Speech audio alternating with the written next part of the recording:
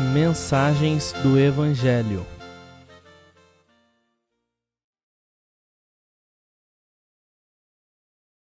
Consequências práticas de se abandonar as 4 âncoras.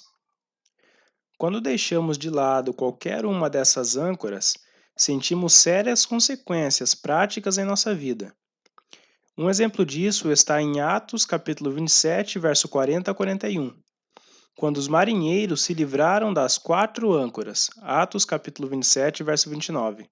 Acabaram logo atingindo as rochas e naufragaram. Assim como aconteceu com aqueles marinheiros, alguns cristãos acham que pode se livrar dessas 4 importantes práticas e que não haverá consequências. Porém, cedo ou tarde, acabam perigosamente à deriva espiritual e naufragam. 1 Timóteo capítulo 1, verso 19. Sem reuniões especificamente designadas para esses propósitos, ficamos à deriva em uma ou outra área de nossa vida cristã. Uma boa pergunta que devemos fazer a nós mesmos é: quantas dessas âncoras conservo em minha vida? Sem a doutrina dos apóstolos, não permaneceremos confirmados na presente verdade. 2 Pedro, capítulo 1, verso 12. Consequentemente, seremos levados em roda por todo o vento de doutrina, pelo engano dos homens que com astúcia enganam fraudulosamente. Efésios, capítulo 4, verso 14. Alguns cristãos pensam que doutrina é algo que deve ser deixado a cargo do pastor da sua igreja. Porém, as Escrituras dizem que a verdade foi entregue por intermédio dos apóstolos aos santos, todos eles, não apenas um grupo especialmente qualificado entre os santos. Judas capítulo 3. Ela não foi entregue aos apóstolos, mas por intermédio dos apóstolos aos santos. Os apóstolos não eram os destinatários finais da verdade. Eles eram apenas os canais através dos quais ela chegaria até nós. A doutrina cristã, portanto, é algo que todo cristão deve conhecer, desfrutar e andar nela. John Nelson Darby disse que nenhum cristão conhece seu verdadeiro lugar sem ela.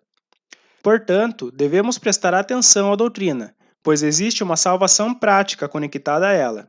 1 Timóteo capítulo 4, verso 15 ao 16. Não podemos viver bem sem ela. Se ficarmos sem comunhão com outros cristãos nas coisas divinas, não seremos corrigidos e ajustados em nosso pensamento acerca da doutrina e de quaisquer faltas e peculiaridades de nossa vida pessoal. Isto é resolvido quando estamos com outros cristãos.